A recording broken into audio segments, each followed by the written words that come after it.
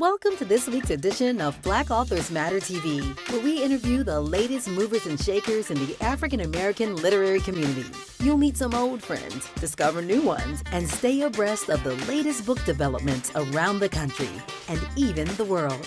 So sit back and relax for the next 2 hours with Black Authors Matter TV co-hosts Gwen Richardson and Dr. Rhonda Lawson.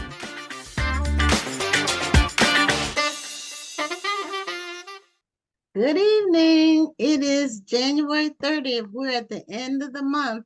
One more day in this month, and it will be the first month will be over. These days just go by so fast. Absolutely. You've reached Black Authors Matter TV. I'm Gwen Richardson, your host for tonight, along with my co-host, Dr. Rhonda Lawson. Good evening, everyone.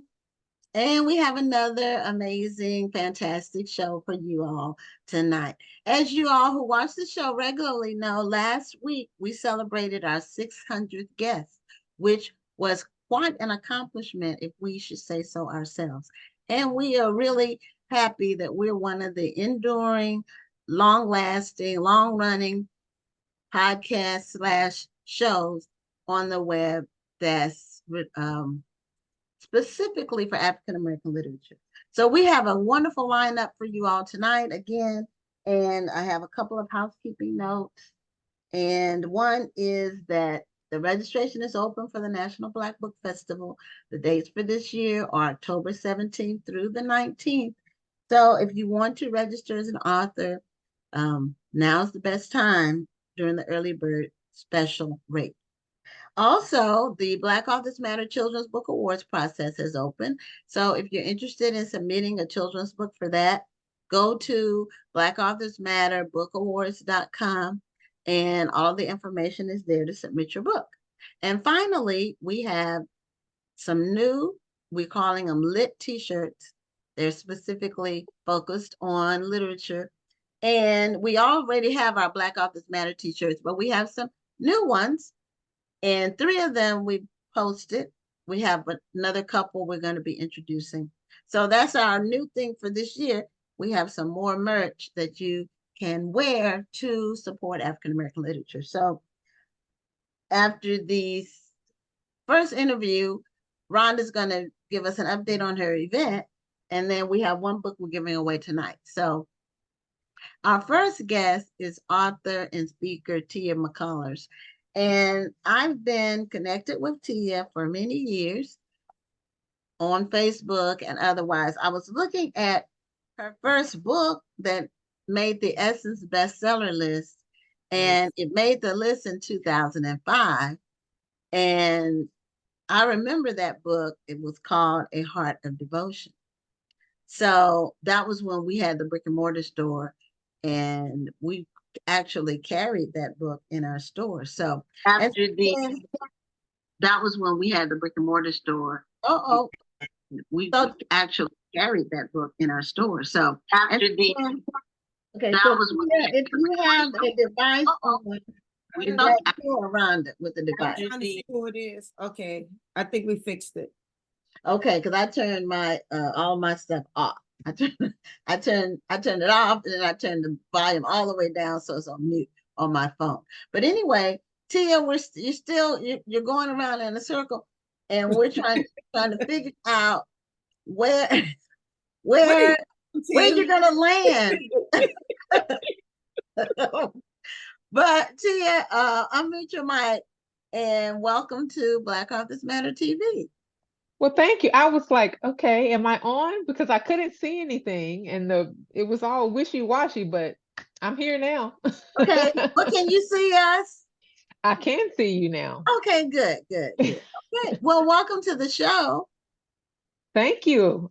And I want to express my condolences again for the loss. You had a family loss. I think it was your aunt that you said. Yes, thank you so much. And so when I had originally reached out to you, you were in the midst of that. And I know how a close loved one, taking care of them in the final step that you have to do. It can be all consuming. It can and overwhelming sometimes. So Tia, tell us what you're doing now, Mhm. and then tell us how you got started with writing. Oh, okay, that's a Book, big question. writing books. Okay. Well, what I am doing now, Gwen, is actually revamping. My last actual books were cozy mysteries.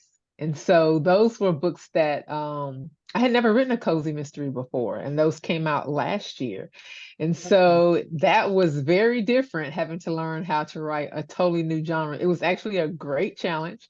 And so that was the last book that I wrote that was, that's the most recent book. So what I'm doing now is revamping. I'm going back to my Ouchie. backlist And stuff. because I'm sorry, can you hear me?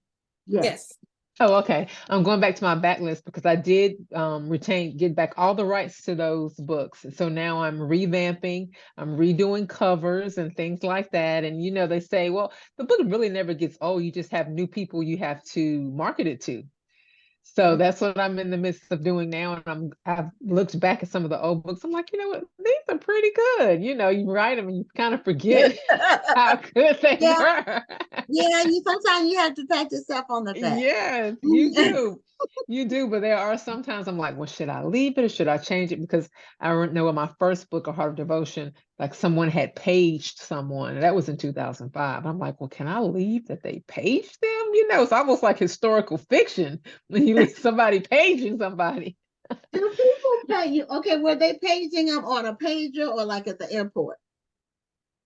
No, it was on a They were pager, paging a them on a beeper. personal page. They had the Okay, beeper. yeah, that was back in the day, and It that was was. really in the 90s more. So Yeah, Well, yeah, they that's were one of the still. things that I'm doing because I am going to be re-releasing my first book. And in the first book, cell phones were still a pretty new concept. We didn't really have them.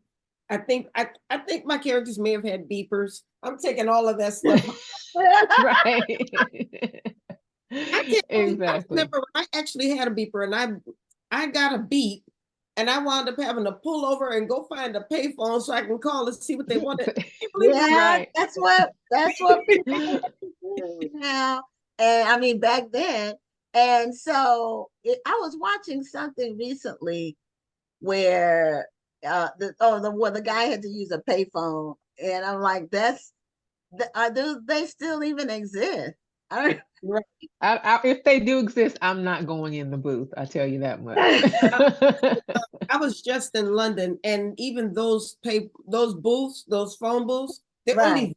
there's no phone in them. They're just there so people can take pictures with them. Right. Right.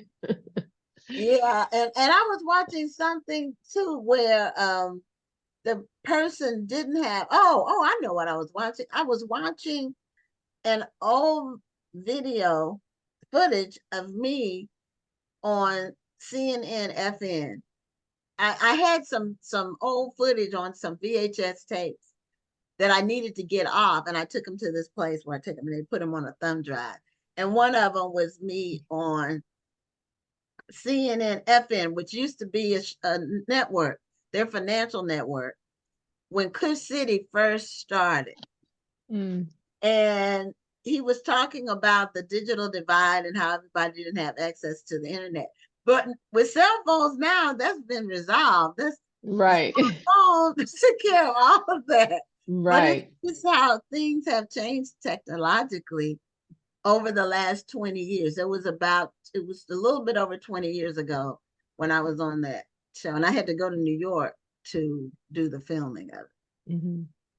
Yes. Well, I didn't answer the other part of your question is how I got involved in Started with writing. books. Mm-hmm. Yes. Well, actually, I was a journalism major in college. I have a degree in journalism and mass communication. So I have always loved books, and I've actually always loved writing. I remember in high school in particular, I would always enter the writing contests. And I would always win because no one else wanted to do that. I remember I wrote an essay for, do you remember DARE, like the drug program? Yeah. Mm-hmm. DARE. And I think I won like $250, but every time something came up in our high school, I would write it. I'm like, you know what? I'm not too bad at this. So I was a journalism major.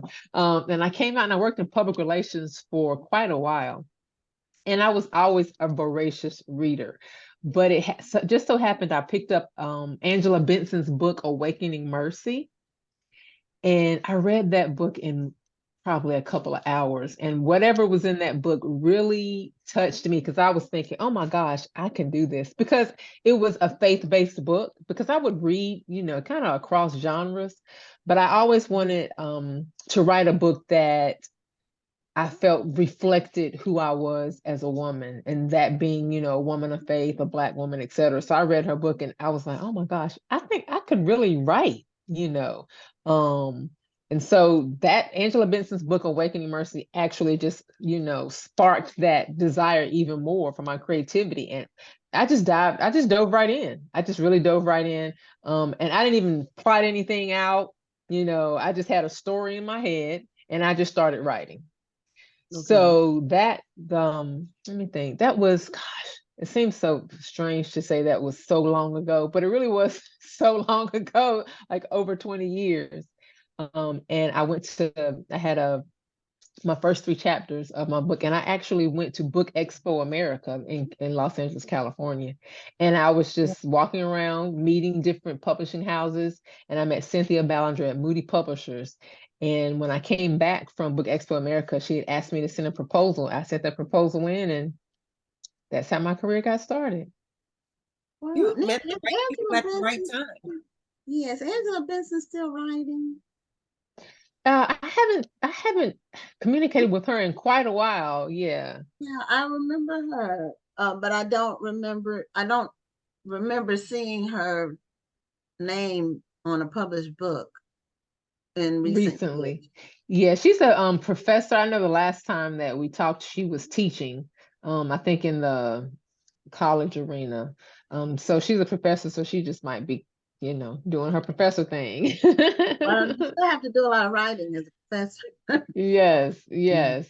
Yeah, so you got your big break by going to an event and hooking Mhm. up with the right person at their booth and then following up. Yes. And that's really what happened. That is really what happened. And I think it was time for it to happen. The cards just laid out. And so I was like, okay, look, God has really opened up this door of opportunity. I'm going in. Amen to that. That's Yeah. right. But I think that also um, you are proof of the term stay ready so you don't have to get ready. Because what if you had Mhm. met all of these people and you didn't have a book in hand, or you weren't well edited, or you just weren't ready to get out there? So Mhm. you made sure that you were prepared before you went into these arenas. Yes. Now, you want me to tell you a funny story about that, though. Mm. When Cynthia Ballinger contacted me at the time, she didn't call me. She actually sent me a letter Mm. asking for the rest of the book because I'd only submitted the proposal. And I had been, after I submitted the proposal, I had been writing, trying to finish the book and things like that. Again, I said the proposal was only the first 3 chapters. So she sent me a letter, and it was to my P.O. box that was near my job, but I hadn't gone to that P.O. box in like a month. So she called me the day before I was leaving for Thanksgiving break. She called me at my job. And she was like, well, I was just trying to touch base. I hadn't heard from you. I'm like, oh, heard from me about what? She was like, well, we asked for the rest of your book. And I hadn't even finished the book at that point. So I was still getting ready, as she would say. But after that, it's like pedal to the metal. I had a very good friend who had a keen eye for editing. And basically, I took a week off of my job. And like I said, I had already been writing. I took a week off of my job. I would write a chapter. She would edit a chapter. I would write it. We were just passing it. We were just going back and forth, back and forth, back and forth. So I was almost all the way ready, but not quite. Because you Well, were you were almost ready there. enough. You were ready enough to I be was able ready to enough. finish it in Yeah. a week. That's Yes, that was great. Now you yes, are also a contributor to Nonfiction Project yes, and the Women of Color Devotions and Walking in Grace Daily Devotion. yes. Now, And that's done go through ahead. Guideposts. Is that Yes, ma'am. Guidepost does the Walking with Grace. It used to be Daily Guidepost, and 2 years okay? ago they changed the name to Walking with Grace. So That's Daily Guidepost. But then separately is Women of Color. That's a separate publication and a separate Okay. company. Okay. Now, how often, what kind of requirement as far as writing volume? Is that once a year, once a quarter? How is that? Well, for the Daily Guidepost, this is my 5th year contributing. And you typically write 2 years ahead of time. So the devotions that I have due actually next month are for 2026. Yes. So you write 2 years ahead of time for Guideposts. They are very on top of their production schedule. You're always 2 years ahead of time. Wow. Yes. And then so that's every year. And then for Women of Color, I wrote kind of for a season. Because I had an author friend, Stephanie Perry Moore, who was over those projects for a while. So I wrote for the winter edition, for the summer edition, for the spring edition. And so those are kind of green books. They're, good all year round. So I had a season of, I actually did, 3 seasons for that. So whenever she calls me back, I'll be ready for the next season. But the daily, I always say Daily Guidepost, because that's where it started. Walking with Grace, like I said, that's every year. I love the Guideposts. Yeah, Yes, they have, it's a high readership, and the readers are very faithful. I can always tell when one of my devotions it's the day for one of my devotions, because I'll get tons of emails through Facebook from readers who say, I loved your devotion. Thank you. It blessed my heart. They're really dedicated readers. That's the great thing about them. Do you know what the circulation is for it? And is it digital or print or both? It's print. And actually today I was reading and they said it reaches up to 1 million people. So it's one of their most popular, because they've been doing it for years. Even when Years, readers reach out, decades. even when readers reach out, some of them have said, well, I started reading this with my mother, I started reading this with my grandmother. I mean, this is a generational ministry outreach, but they are widespread, very widespread. Hmm. So now the cozy mysteries that you wrote, were they full novels or were they for to include it in Guideposts or Yes, a combination? Yeah, I was they were really full interested in novels. it as well, because I'm wondering, I guess what's the biggest difference between a cozy mystery and a regular mystery? Well, with cozy mystery, there's no blood. You know, we had somebody on the show. It might have been a year ago now, where Yeah, that I cozy remember they mystery mentioned that. topic came up. It might have been Vanessa Riley, or because I think she does some cozy mysteries. But somebody said that there's a dog or a pet in. The cozy mysteries are sweet hometown, that you're usually missing something, like someone, like for my mystery, Across the Bear, someone has stolen the cross out of the hospital. It's always something that's very light. And like I said, there's no blood. Just think small town. So with my 2 novels, my cozy mystery novels, it's actually a set of books. It used to be called Miracles and Mysteries at Mercy Hospital. And I was contacted by Guideposts to write this because there were 8 authors who were writing this series. So I came in as one of the authors, and the book is about 4 women. And one of those women is an African American woman named Shirley. And so I came in to write the point of view from Shirley. Now, mind you, all the people, because I had books number 8 and 19, no, books number 9 and 19. So they had already started the stories. So Shirley's book was the 9th book, but it was from her point of view. So I had to kind of pick up on the personality they had already given Shirley, but then my book was able to amplify her voice more. So that, like, they have a subscription to those books, like the Cozy Mystery series, because people like to buy the whole series, or they can be standalone books. So that's how I got started with them. Like I said, I had never written a cozy mystery before, ever. So I cried my way through the first one. That's like But that series that used to be on TV. What was the name of it? Murder, She Wrote. Yeah, Yeah. murder she wrote. Let me I get I guess Yeah. that's a cozy mystery because there was no bloodshed. Right. Right. That's exactly what it is. That's exactly How what do it you is. find your ideas for your cozy mystery books or stories, I should say? Well, for those first two, I just had to really dig deep just to try to think of something they hadn't already done. And then also, it's so funny because my friend Rhonda McKnight, I would call him like, girl, what am I going to do? I have never written a cozy mystery before ever. And then she was like, well, you should just watch some of the things on television. So I temporarily subscribed to Hallmark Movies and Mysteries. I think it was. I think that's the channel. Just to Okay. kind of get your, just to kind of get your, your wheels turning. Oh, okay. Good Yeah, idea. and things like that. Yeah, Yeah. so that's where those mysteries came from. That's a great idea because it at least puts you into the mindset, so the ideas can start to flow. Yeah, yes. And so also there was, I can't remember the name of the book right now, but it was a book on Amazon and it was How to Write Cozy Mysteries. And so, as with every genre, there's always a formula. Yes. And so once you kind of learn that formula, you know what kind of story can fit. It's almost like the stories are almost the same, but you just kind of change The the plots are characters. similar.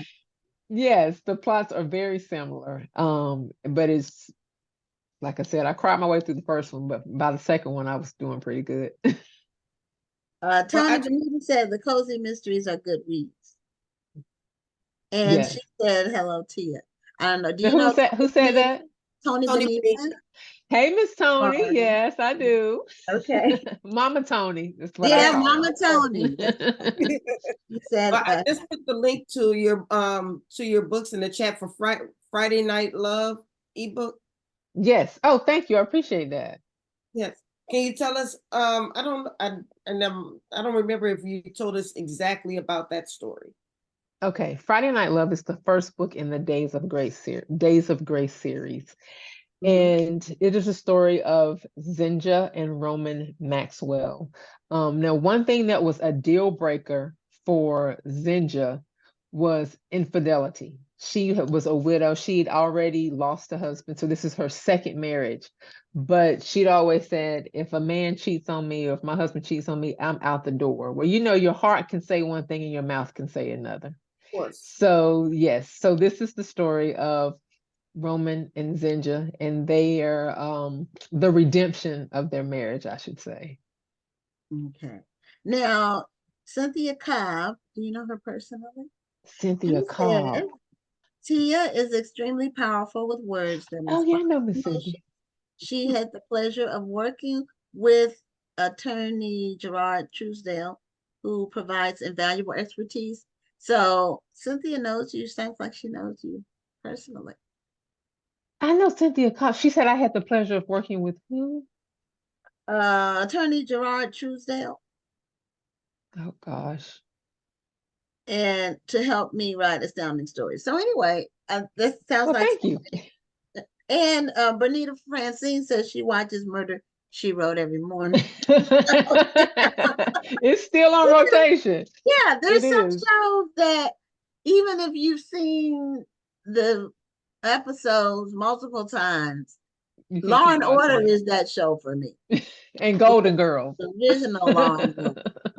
So I watch it. If I've seen certain episodes, I'll watch them. I don't care if I've seen them 10 times. I'll still watch it if it was a good one. So That's right. That's right. And it was good. It was a good family show. Your older relatives like to watch it, and we wound up sitting there watching it with them. That's how all of us kids got hooked on watching All My Children and Young. Right. Right. yeah. Guiding Light. That was my show. Guiding Right. Light was my Guiding show. Light. Okay, I never watched that one. I haven't watched any of them in many years, but I did used to watch All My Children. That one and Young and the Restless and One Life to Live. Those were the three that went out years ago when I was And Young watching. and the Restless is the only soap opera that's still on, I think. Okay. All My Children's not on there? Did that one go off? Did Suzanne I don't Tucci know. ever win an Emmy? Because I know for years she was I don't trying. know. She tried. I think she did. I actually think she I think she did. I finally think she won one. finally won, like after 25 years, like that, Right. of 25 years plus. playing the same role. That's a long time to wait. But good things come to those who wait. That's So, right. I have one other question to ask you. You had a Friday Night Love, and you talked about your devotionals, Yes, but ma'am. you also speak at women's conferences. That was what I Yes. And asked you about. And so, when you speak, what's your focus of your conversation? well, my focus is really encouraging women to embrace their true calling, whatever that may be, and whatever season that may be. And also, I'm in this season now where I had to renew my own hope because my life had become so ordinary. And that sounds very strange, but it had become so ordinary. Like, you get caught up in just the rut of doing the same thing every day. And what really has spurred me to start thinking beyond just my normal everyday things. I lost my mom in 2022. And Mm. then, yeah, and then it's kind of like, wow. I mean, not that you never think that your time on earth is forever, but I remember when my mom was at the end of her life, she was talking about the things that she wished that she would have done. And that was just like, why are you waiting? You know what I'm saying? I'm asking myself, why are you waiting? You can come up with an excuse every day or why I can't do this, I can't do that. So I kind of turned on Tia 2.0. My husband's like, oh, you're doing it? Oh, you're going here? I'm doing all of it. I'm doing all the things because you realize Right. how All the things. life is such a vapor. You know what I'm saying? It's here one day and it's Yeah, gone another. And even with my aunt, her passing, and that was my mom's sister. Her passing was very quick and unexpected. Like we didn't see it coming, you know. Yeah. And she got sick on Christmas, actually. And it was right after she had cooked the cake, which is like her thing is baking. Like everyone knows her for her baking. She had started a cake and then she went to lay down and then started having some issues and she was gone, a few hours later.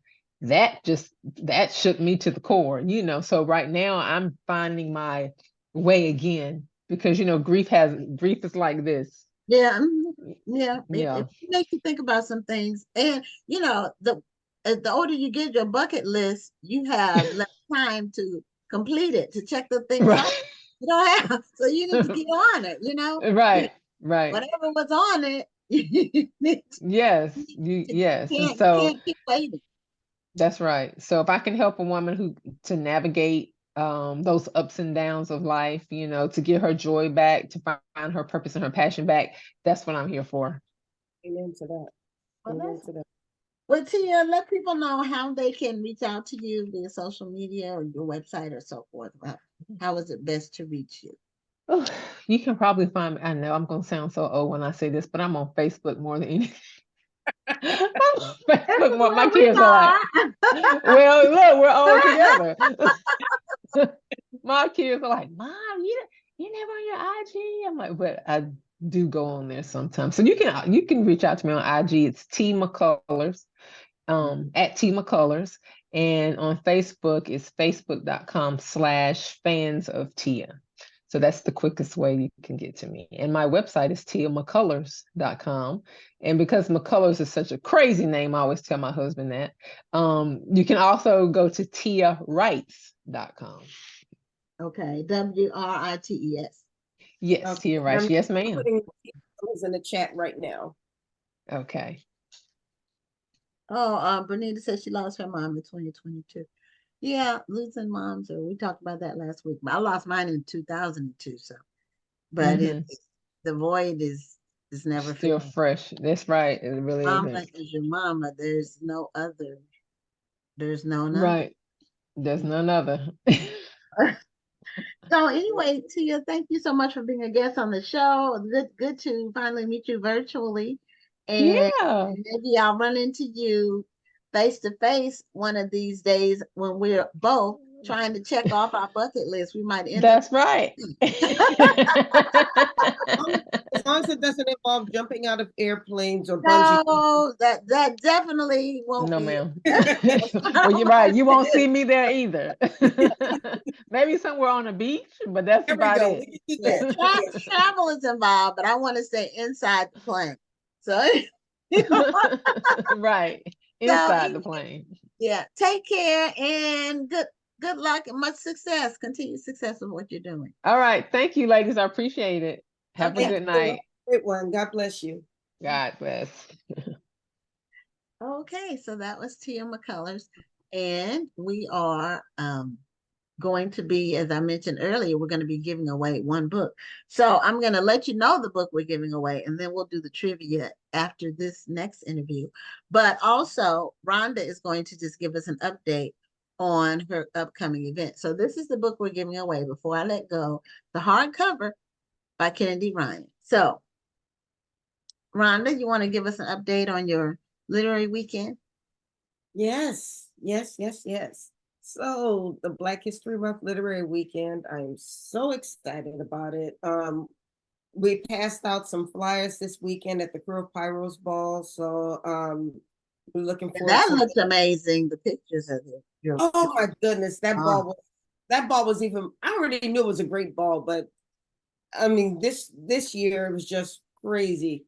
I don't know if you could tell from the pictures, but there were roses all over the room. Okay, Um, no, I couldn't tell that, but it looked Yeah. amazing. The color scheme looked amazing. Yes, but because that color is red anyway, so there were centerpieces of real red roses on every table. Okay. Yeah, and there were also backdrops of roses. So there was that. It was live entertainment. It was beautiful. So I really enjoyed that. If you're in the DC area, you need to come next year. Just call me so I can get you a ticket. But but for the Black History Month weekend, believe it or not, the owners of PJ's Coffee House, which is where the first event is going to be, they were at the table right next to me at the ball. So they're really excited. They're saying, make sure you send us the flyer. We're going to put it on our social media. So they're super excited about us coming out and doing the Meet the Authors event, which is going to be on the 22nd. So it's Coffee with an author on the 22nd. On the 23rd is the Meet the Authors event at Barnes and Noble, which is also in Bowie, Maryland. And then on the 24th is the Ivory and Cream Affair Jazz Brunch, which is going to be in Oxon Hill at the Harborside Hotel. Now, at the brunch, we're going to have live music. We're going to have an exclusive fashion show. Of course, we're going to be meeting the authors. We're going to have a local celebrity as our MC. It's just going to be amazing. I really hope you guys can make it. If you're in the area, I think actually a couple of people who watch the show regularly were at the event last year, but this year is gonna just blow last year totally out of the water. We're so excited about it. So if you're in the DC area or if you're close to the DC area, come on in. I actually had 2 people buy VIP tickets and they're coming all the way in from Delaware. So if you're in the area, just come on in, have a good time, meet the authors. We have authors coming from so many different parts of the country. We're going to be sponsored by She Publishing, as well as Mr. Crave's Cookies. If you've not tasted Mr. Crave's Cookies yet, we got to make sure you taste Mr. Crave's Cookies. You didn't try his cookies, did you? I have never eaten his cookies. I wanted to get some. I need to get them shipped to me. Oh, we're gonna have to make sure that happens. You will be getting some cookies very soon. Okay, well, I can order them if I need to do that. Can I do that? You supported you. Okay. All right. Well, I believe in supporting financially too. So we're going to bring on our next guest now. It's Reverend Corey Brown. And he has a book about, and it's a brand new book. Actually, it's not out yet, but it's a primer of biblical rhetoric from an Afrocentric standpoint. It's Ubuntu. I think I said it right, but if I didn't, Reverend Brown correct me. And I'm excited to hear exactly what you talk about in your book. And he's a retired veteran, so Rhonda is a veteran as well, retired. And he has a church called Hush Harbor Ministry. And last week we had a guest that had the Hush Harbor Literary Club. So it's like hearing it right back to back is interesting. Yeah. But anyway, Reverend Brown, welcome to Black Authors Matter TV. Thank you. Thank you for having me. Thank you for being here. Thank So you. I see your book cover behind you, and Mhm. um, first of all, tell us what the meaning of the word Ubuntu is, and what language or dialect or tribal culture is from, and Okay. how you made that the center of a book about biblical rhetoric. Okay. Yeah, this is my first book, and so Ubuntu. I love to use the term Ubuntu, but because Ubuntu is a South African term, it's more of a philosophical term. It's not necessarily a religious term, but Bishop Desmond Tutu, made the term popular worldwide, and the term is about community, and it essentially it means I am because you are and you are because I am. That means that we exist because of each other, not in spite of each other. And so that's the beauty of Ubuntu. And Ubuntu is something that we as Western Christian people specifically don't embrace as we should. Western Christianity is more about the individual salvation. You know, I got my Jesus, I got my salvation, I got, so it's a lot less here in the West about the community than it is over in places like Africa, where actually the center of gravity of Christianity now is in Africa. And so we claim that we're sending missionaries to Africa, but Africa can actually send missionaries to America.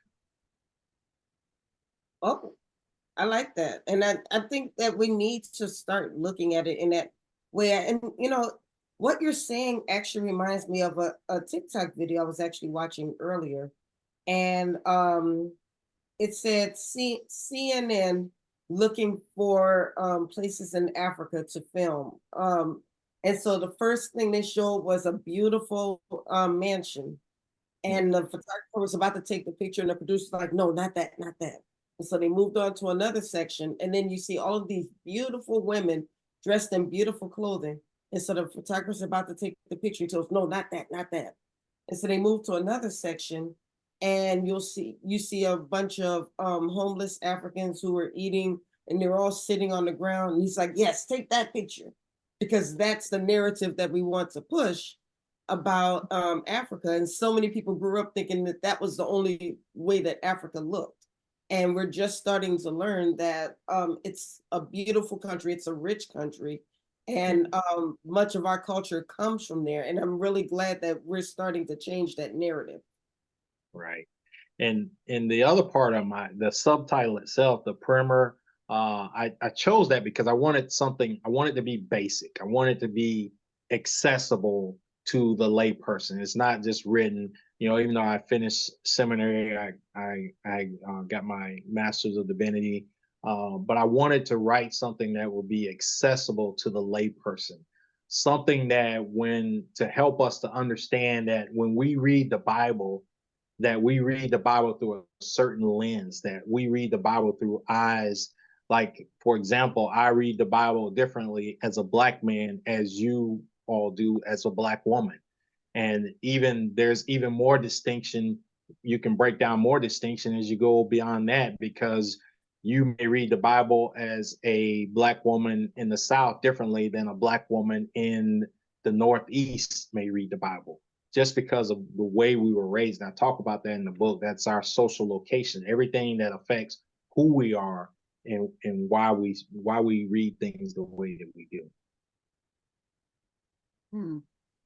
I guess that's right.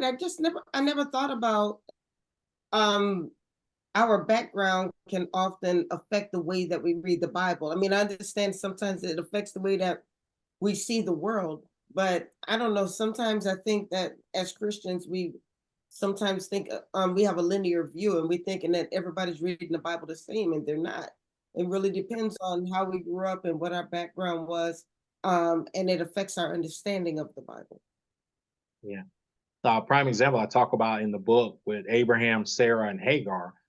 We know Abraham and Sarah, God promised them that they would be fruitful and multiply and have as many, they would have nations and have as many children as the sand on the beach and the stars in the sky. And many people don't realize, and I learned this in seminary, that we read that story differently in different contexts.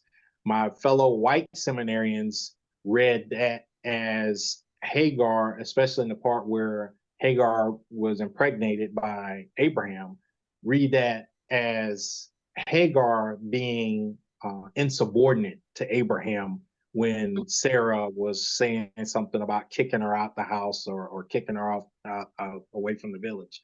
And so, but we in the Black context and a Black woman might read that story and may empathize more with Hagar and her plight and, how she, was made a victim in this case. She wasn't necessarily a part of the plan for them to do what they did, despite what God had already told them.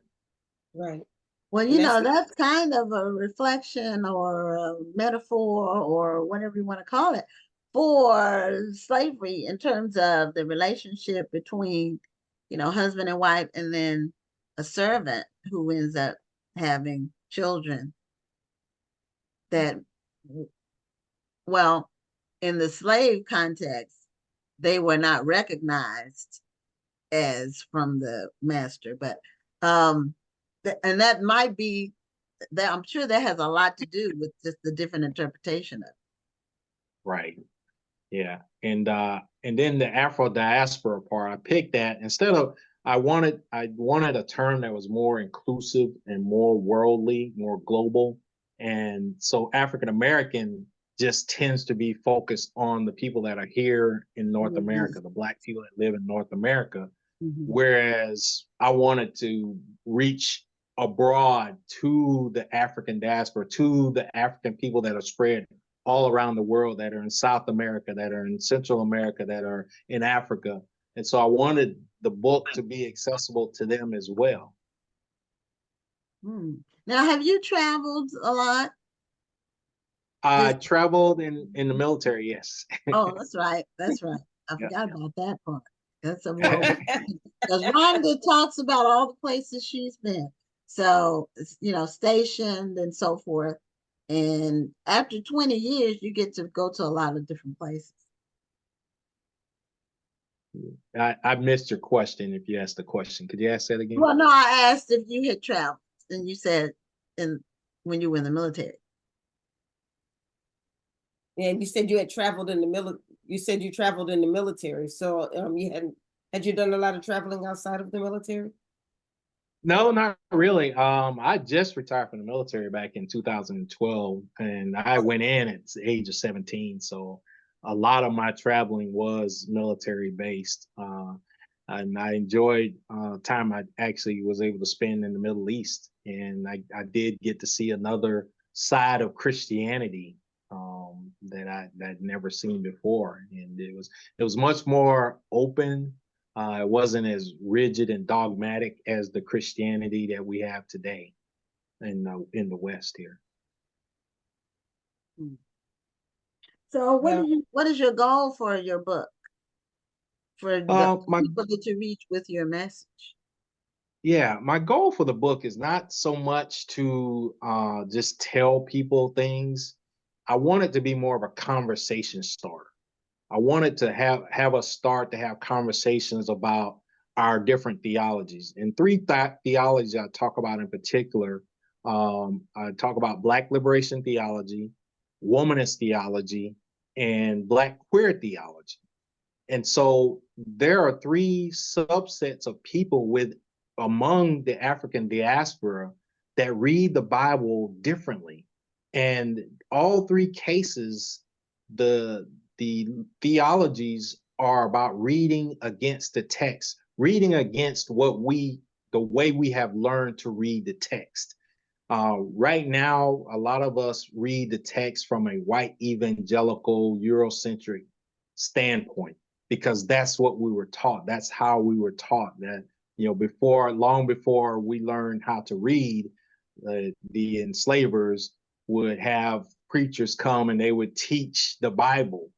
And so the Bible that as we understand it, as all the translations and interpretations, still tend to be a more Eurocentric based understanding. Even if it's in a Black church, there are very few Black churches that will venture out and read the Bible with the intent of being just pro-Black as you're reading the Bible, questioning in the Bible, questioning things in the Bible without being told that you're questioning God. We have to understand that questioning the Bible is not the same thing as questioning God. The Bible is a book, and the Bible is a book that was divinely inspired by God, but it is not God. It is not one of the Trinity. The Trinity is God, Christ, and the Holy Spirit. And so, so many times, I remember growing up, you better not put that Bible on the floor or put something on top of that Bible in the living room. I mean, we just treat the Bible like it's just this sacred piece of writing. And I tell people all the time, I said, in matter of fact, in the book, I said, the Bible is not sacred in and of itself. What makes the Bible sacred is what it leads you to do when you read it. There are so many people that know the Bible backwards and forwards, but if it doesn't move them to action, there's nothing sacred about the interaction that you have with the Bible during that time. Well, that's interesting. Now, your Hush Harbor ministry is a hybrid church plant, and so I'm guessing that it's non-denominational, but I don't want to characterize it.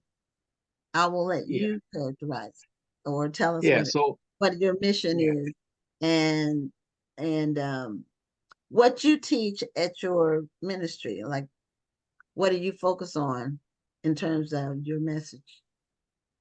Yeah, so at Hush Harbor, the focus is teaching us to appreciate scripture, teaching us to appreciate our faith from an Afrocentric standpoint, because that is who we are as a people. Teaching us that we are a part of the Imago Dei. We are a part of the image of God, that we are blessed and a part of that. So it's trying to help reinforce teachings that are positive and communal. When I talked earlier, I talked about Christianity, Western Christianity not being as communal as it was when it first started. First century church, it was very communal. That people pooled together resources and helped each other. People met in their homes, in their houses, and now it's all these churches are in competition. It's amazing. You can go in some of these towns and cities, and within a 2-block radius, you got 3 or 4 churches, and they don't talk to each other, they don't communicate with each other, they don't fellowship with each other. And so my goal is to help.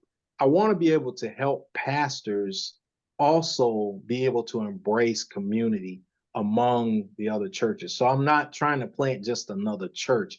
I want something that will help pastors, something that will also provide seminary level training to lay persons, being able to teach people about how when we read the Bible text, how it's contextualized for a certain group of people in a certain region of the world at a certain time, and how when we read it, we are actually decontextualizing it and then recontextualizing it for our own purposes. And so helping people to understand, as we're reading the Bible, there's a process that is going on that we have to be cognizant of and be aware of, that we are reading into the Bible. And so we have to be careful that our interpretations and translations aren't about, casting others aside. Well, for so long, and I'm a PK, by the way, so a lot of what and my father was, and he's passed, but he did a lot of study. He was not, he did what people used to call hooping at the end of his message. Yeah. He spent hours in study. He studied at the office, the church office, and he had a study at home where he would study when to prepare for his messages on Sunday. And that's what he did from when he first became a minister. That's one of my earliest memories. The first house we had when I was a little girl, the he didn't have a separate room then. He just had a desk in like a corner of the living area that he would use to prepare for his messages. But a lot of for years and for decades, centuries, we were basically taught we were not really part of God's plan. We weren't in the Bible. It's just it was a book of white people, and we weren't in there. I mean, more or less, or except for the curse, you know, that was the only that was the only time that we really were mentioned with Okay. Henry being cursed. There And that were wasn't the people who mentioned that incorrect. curse. Yeah, it's They- incorrectly interpreted. Well, just not told factually, but No, that's what I'm saying. They like to tell it the way they like to tell it. right. Right. But that was for so many years, and some of it because we couldn't really read, and we didn't get to the point where we could really read and study and for ourselves until a few decades ago. So do you find that you get pushback or people who aren't ready for what you're teaching? Let me say it like that. Yes. And it is a scary thing because many times when the things that I'm teaching seem to be chipping away at the foundation that many people have based their belief on their belief system. And so that is a scary thing. But the part that I try to do is I try to assure people that there is hope. There is something out there that that we can rebuild a solid foundational. And so when I talk about things like Black queer theology, they'll instantly start thinking of Leviticus and Romans, and they're like, oh, that's a sin. How could there be such a thing? And so to say that is um, to help people to understand what the Bible really says. Because if you read it in the original languages, many of the things that we say the Bible says are not really what the Bible says. And especially as we translate to English, because English is a very young language. And so the biblical languages, they aren't even used now. The people don't speak Hebrew and Greek. The Hebrew and Greek that they spoke in the Bible is not even what Hebrew and Greek that people speak now. And so there's a lot of nuances and a lot of things about learning about the Bible that people really need to accept as a continuous learning experience. If we read the Bible, if we read a scripture, and that scripture, we take that scripture and we take the meaning of that scripture the same as when we read it 10 years ago as we do today, then we are not showing any spiritual growth. That we should be constantly growing. When we're reading scripture, we should read with anticipation that I'm going to learn something different from that scripture. When we read the 23rd Psalm, as we're reading the 23rd Psalm, we continue until the day we die. We should read that scripture and just feel that there's something nuanced. There's something that God is trying to tell us within that scripture that we hadn't heard before. So we need to learn to approach scripture with an open mind, open and understanding, to look for more meaning and more understanding, because just as we try and push people in the margins or oppress people or marginalize people, the same thing was done to us. And so we have to try to avoid doing that, because that is not what it's all about. The two greatest commandments Jesus tells us are to love the Lord your God with all your heart, mind, and soul, and love your neighbor as yourself. And they are both equal in priority.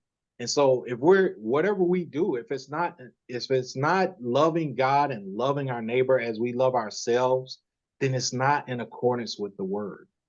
We can take the word and dissect it and look at all the scripture passages, but the litmus test, the pure test for whether something is right or wrong in my mind's eye, in my spiritual eye, is whether or not it falls in the category of loving the Lord God and loving your neighbor as you love yourself.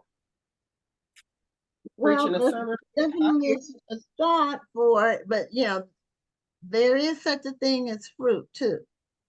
So we have to look at fruit when we look at things that people do or say, or when they are making their position, then the fruit does speak too.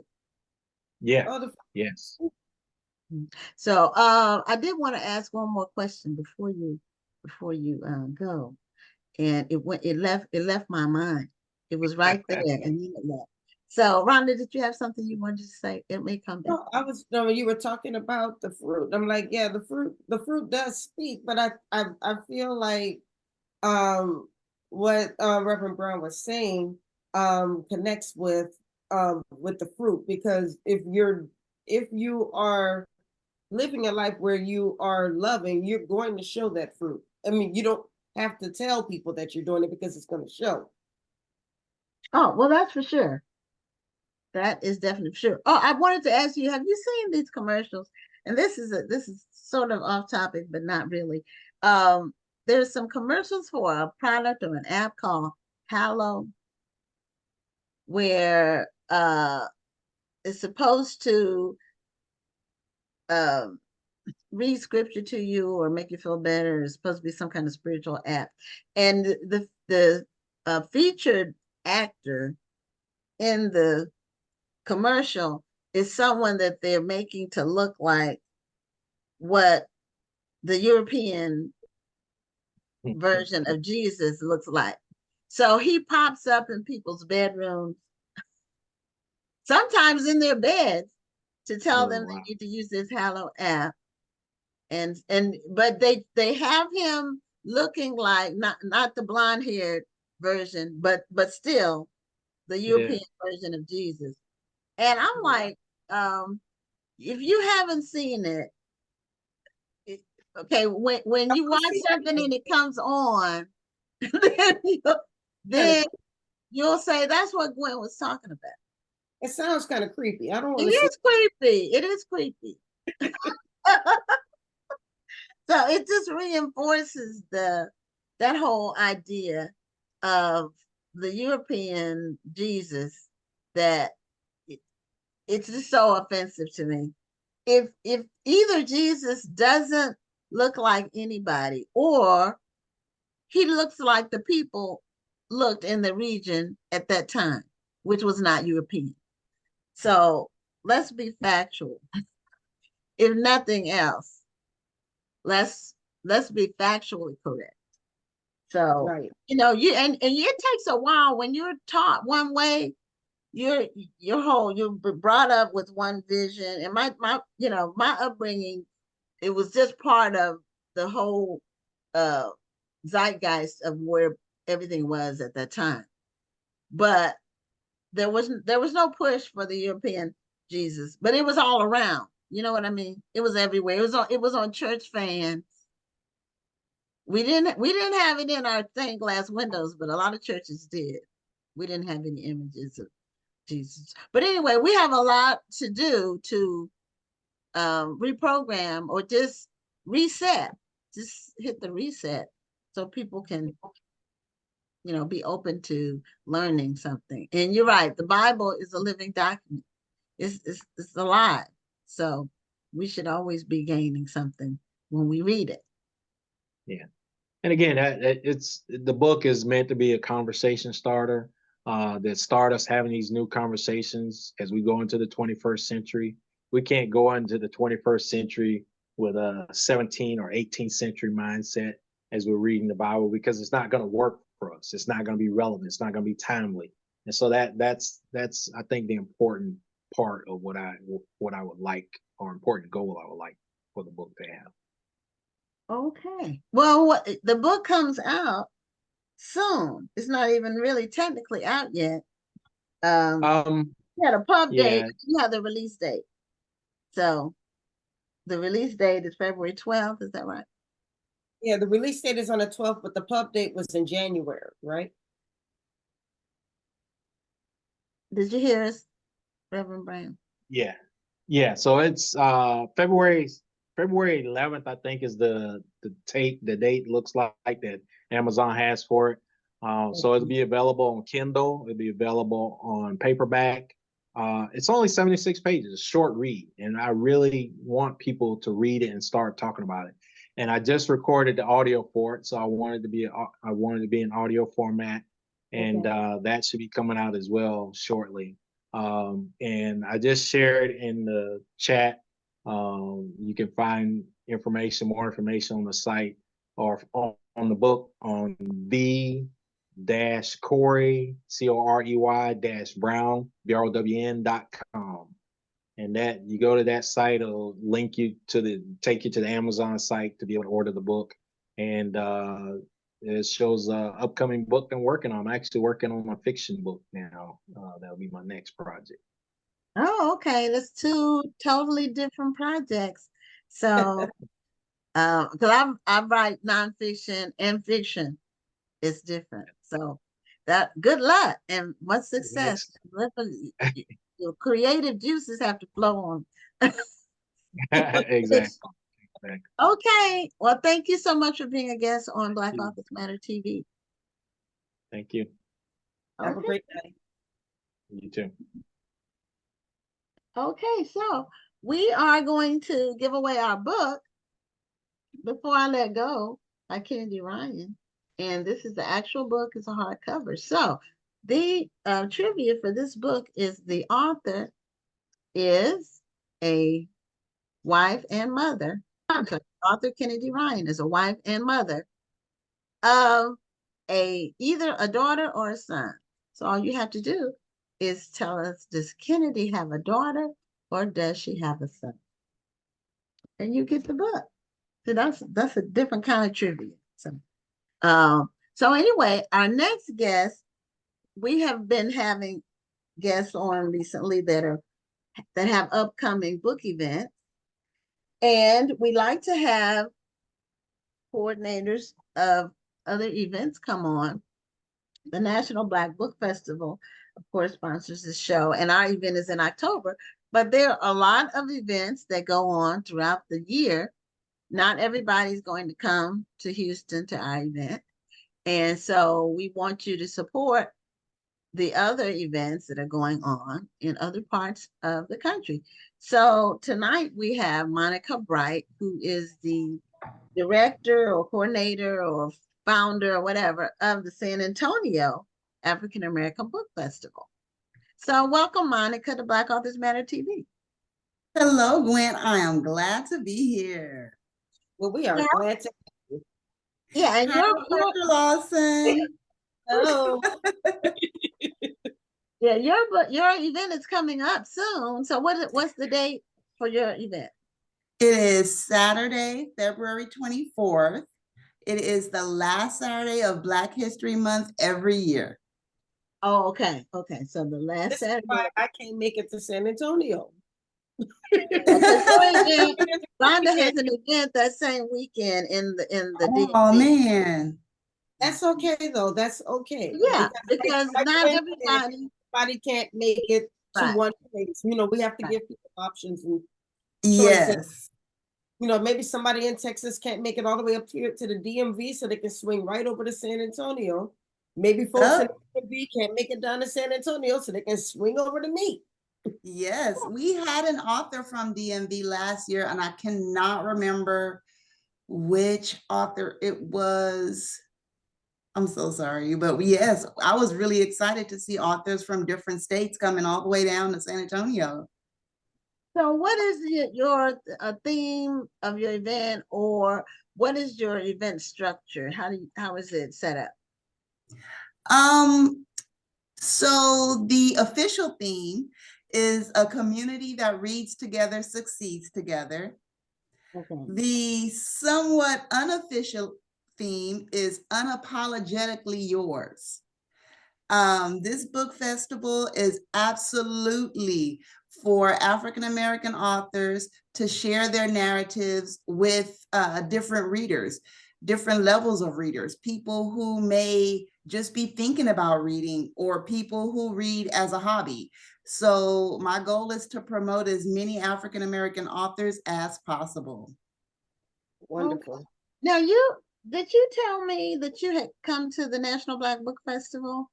Yes, Did you Gwen. me that? When Okay. I walked in that venue, because I've seen the videos, I've seen the pictures, but it's different when you are there in person.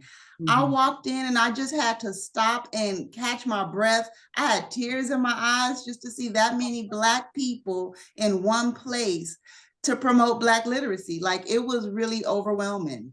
I just had to just collect myself. I was like, come on, Monica, don't cry, don't cry. Don't let these folks see you walk in here and start crying. But it was amazing, amazing. Yeah, well, and people do say that when they walk in, they say, "Oh my God," it's because a lot of people just don't realize how many Black people are writing books. Yes. Only a handful, the handful that they hear about, they have no idea of the magnitude. And we normally get 120. It varies. You know, we have to cut it off. That's our challenge is we sell out by Yes. early August because we just can't take any more people. So we That's normally 110 in there. that's kind of where I'm at this year. Oh, well, that's great. That's great. And I'm so excited that so many authors submitted their application to participate. San Antonio is probably not one of those cities you think of when you think about Black people. In Texas, you think That's Houston, true. you think, the Dallas-Fort Worth area. Very few people think about San Antonio. We're a pretty small percentage of the population here. I think we're maybe 7-8%. And it's been that way for decades, So I was born in San Antonio. What? I Really? was born at Fort Sam Houston. My dad was in the Oh, Fun fact, They my didn't stay sister there. was born in San Antonio, and my daughter was born in Killeen. San Antonio's in the house today. Yeah. My parents didn't stay in a limited time. I think I was 2 months old when they left. But then I ended up back in Texas, which was not on my radar, Really? originally. I had no thoughts or plans to. Texas was not on my list of places to go. But, I tell people I got here by following a food. And I ended up staying and meeting my real husband. I don't know if Well, there we go. But I'm gonna tell you, I could probably sell my house and move to Texas and then have a nice little nest egg. You would. Yes. It's not as affordable. It's gone up, but everywhere has gone up. I don't think it's as bad as it is here. So, oh no, it's not. Oh no, it's not. It's still, you can get something nice, something new for a reasonable price. I mean, Yes, compared to other places. And we don't have income tax. We don't have a state income tax. Yeah. So people, they get more take home pay. Even if they get paid less, it goes further. So, yeah. Texas has more Black people than any other state. Did you know that? Yep, I was just about, I know, yes. I brag about that all the time because people think it's, Atlanta or Mississippi or Louisiana. Or New York. No. It's the Texas. largest number of Black people in all of America. That's right. It's in Texas. So, yep. Texas is where it's at. And yes, it is. If you want to be in around people, like busy in the city, you have that option. But if you want to be out in the woods, you got lots of places that you can be in the state. You can have whatever environment you want. You sure can. That's what I mean. And the weather's pretty good, although Texas is big, so we got weather all the different the weather patterns because the state's so big. But here we have mild winters in Mhm. Houston, but our summers are brutal. Oh yes, I lived in Houston for a while. Our summers are- That humidity is something else. you walk outside and you start sweating within 1 or 2 minutes. Hmm. So that's why we go straight to the car with the air. We stay in AC. It's perpetual. Yes. So now in San Antonio, how are you received? How do you promote your event? Mostly social media. Of course, that's big right now. So you're able to reach a larger audience using social media, people that you know, and then the people they know, and the people that they know that they know. So that's one big way. We do get quite a bit of media attention because, of course, it's a Black History Month event. Um, Even though San Antonio's Black population is smaller than, say, Houston or the Dallas-Fort Worth area, I like to say we're small but mighty. A lot of people don't know that San Antonio was one of the first major cities to desegregate their lunch counters. Really? Yes, a lot of firsts happened in San Antonio because we kind of bout it down here. You're not gonna play with our rights. We celebrate Black History Month very heavily, Juneteenth very heavily. We have a very strong and thriving Black community. A lot is through word of mouth. Okay. Because the population is so small, because also San Antonio is still one of the most racially segregated cities as far as where people live. So, for instance, the book festival is held on the east side of San Antonio. The largest percentage of Black people in the city live east and northeast. So we tend to all know each other. So it helps when you're trying to spread the word about something because people are so interconnected, different organizations, different schools, things like that. So that really does help. Another thing that really gets the word out is that the San Antonio African American Book Festival was mostly partly created as a way to bring attention to G.W. Carver Branch Library in San Antonio. In fact, the book festival is held right next door in the community center because not only is it a library, we like to think of it as a community center. You go to Carver Library on Saturday and you will see, I call it who's who in Black San Antonio. You will see, our council person. You will see our county commissioner. You'll see members of all the organizations that are making progress in the city, from younger in the 20s to people 70s and 80s. Everybody who's pretty much doing something in Black San Antonio at some point is going to come to Carver Library. So by bringing attention to this historic library, it also kind of promotes Black literacy. It's very family oriented. Bring your kids. They have story time. They have, arts and crafts for the kids, just all types of things, a teen center. So it's a way to bring the community into the library. I like that. I like that. As a means to promote literacy, because that's really important in the Black community. We are undereducated, and that causes a lot of times just a curse as far as generational wealth goes, because that definitely has a direct effect on your success, on your salary, on your health, on your longevity. So many different factors are so much involved with literacy that if you can't read and comprehend well, it's really going to affect your whole life, your actual quality of life. Are you a native of San Antonio? Yes, ma'am, born and raised. Oh, okay. Well, I wanted to ask, do you know, I'm not familiar, I'm not sure the name of the church, but it was a Reverend Rector.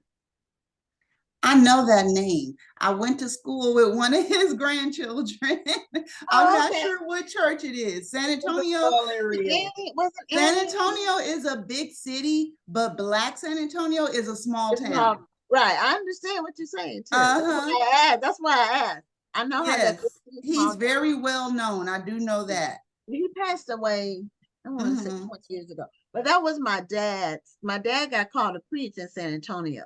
Mhm. Evan Rector was his mentor. Somebody's probably going to inbox me soon. Reverend Rector is from such and such church. You were supposed to know that. Like, I'm sorry. I've never been to the church, but Mhm. he came to our church and preached several times. I grew up in Virginia, so he used to come there. And I think his son took it over, but he had a son in his later years. So I think his son is still pastoring there, but I'm not sure because that's happened. I just wondered, but what is the numbers of Black people in San Antonio? So San Antonio's population, I think now is about 1.5 million. We're less than 10%. Okay. Now I know the Black population has grown, so let's say it's about 10%. So that's just 150,000 people. Okay. You know, Right. and San Antonio's history, our Black history is so strong for just a small population of Black people. For example, you mentioned Fort Sam Houston. Well, Carver Library was the original Carver Library before it was under the city, before the city let Black people check out books. That library was actually built by soldiers who were stationed at Fort Sam. Wow. And What, the what Black year community. was? You know Excuse what, me? You know what year? And it was in the 1920s. Oh, okay. So that was It was ours before it was a city library. It was our library. Oh, A major Black institution in San Antonio is the Carver Community Center and the auditorium where they have a lot of shows and stuff. And you can still see the sign. It was originally the Carver Auditorium and Library. And one thing I love about my people is we always do the most with the least. How do you have a library and an auditorium in the same room at the same time? We make it happen every time. You know, it started out as a reading room. okay. You know, so that was back in the 20s, and we built that ourselves because the Black community wanted everyone to be able to read and check out books and have access to Black literature because we couldn't get it anywhere else. And that's what's amazing about us, though, because yes, we, you know, the narrative that you're going to hear is that we don't care about education, we don't care about family. But if you really look, you know, we have very tight-knit family. Yeah, very so. What we do is built around teaching our culture and uplifting our culture and making sure that our kids have their education. I mean, that's really what the Talented 10th was all about. So I think you know, we like to make a joke about pushing the negative narrative, but I really wish we were doing that because we're degrading our culture by doing that. Exactly.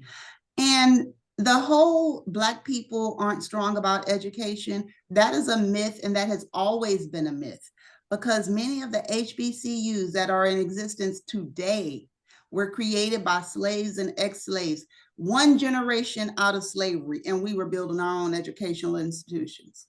So it had to have been important to us. Yeah, they survived integration.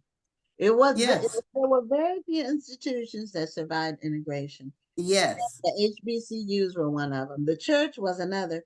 And the other two were funeral homes. Yes. The beauty salon industry, because we don't like other people doing our hair. So that was one thing that we exactly. You know, it survived. Yeah, I did some research on it for my first book about the that survived integration, and there was only a few. And you named one of them. The other ones were the ones I named, and that was the truth. Now I want to ask you Exactly. something on social media. I want Uh-huh. to see if this happens to you on social media. Every now and then I always delete and block, but Mm-hmm. I will get some person, and it's a white person that says Mm-hmm. that our event is racist. And Oh my goodness. I don't even respond because I get notifications on my phone whenever somebody comments, and as soon as I see it, I block and delete. I don't even, because if you're that stupid, then you shouldn't be. I don't want you to have access to our page. That happens all the time, especially when I do the sponsored ads for the book festival. Yes. Oh, they're mad that it's on their page and they have Yeah. so much to say. And I do normally block and delete them. Y'all Some gotta people learn how to engage, target, huh? learn how to target these ads so you can And I limit do the number of use the scroll. target, so I'm not sure how, those other folks are seeing it. However, I don't get mad because the way the Facebook algorithms work, as long as you commenting and you hitting the It's reaction, gonna even keep if it is moving. the It's angry gonna one, keep going all forward. you doing is boosting my post for free. Thank you, haters. Yep. Thank Yep. you. Thank you.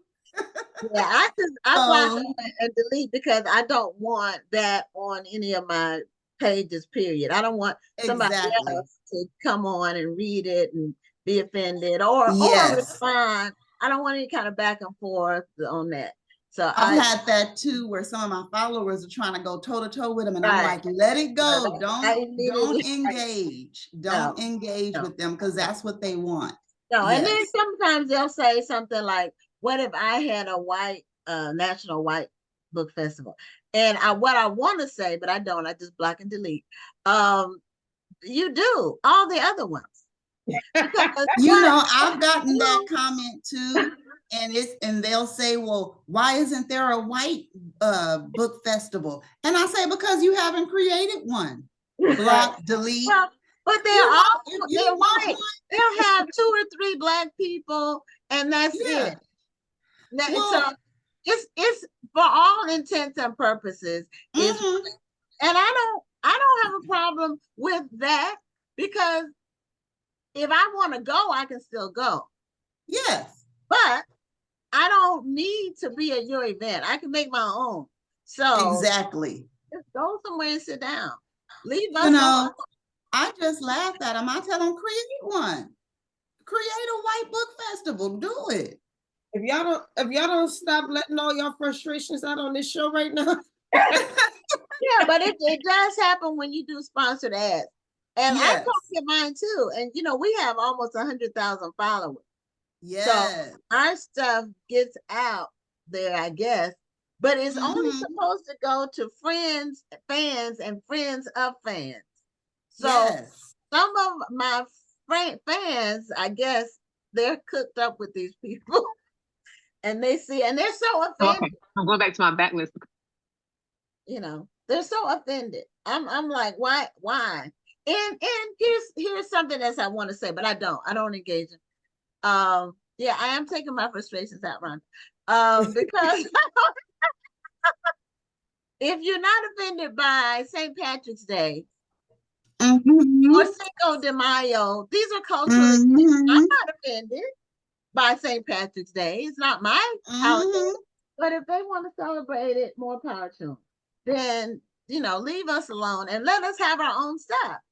Yeah. We do, and if you want to support, now we do get sponsors, we do get sponsors. Yes. They reach out to us. So, and we appreciate it. So they get it, but this is something. Mm-hmm. Yeah. So take us through the day of your event. How does it start and what happens throughout the day? Okay, so because the event is at the Second Baptist Community Center right next to Carver Library, it kind of takes place in both places. So the authors are set up at the community center in the gym.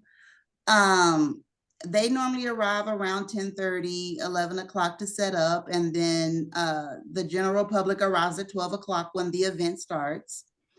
So what we have, of course, are the tables set up. The authors are engaging with the attendees, promoting themselves, promoting their work, making sales, of course. We have our amazing MC, Brother Mondrea. He's a spoken word artist. He has an amazing personality, amazing energy. So he just keeps the place going, you know. And while that's happening, next door at Carver Library, we also have activities for kids. So we'll normally have, you know, throughout the library, different activities, Black Month focused types of activities. We have story time for the younger kids. And we also have book writing workshops.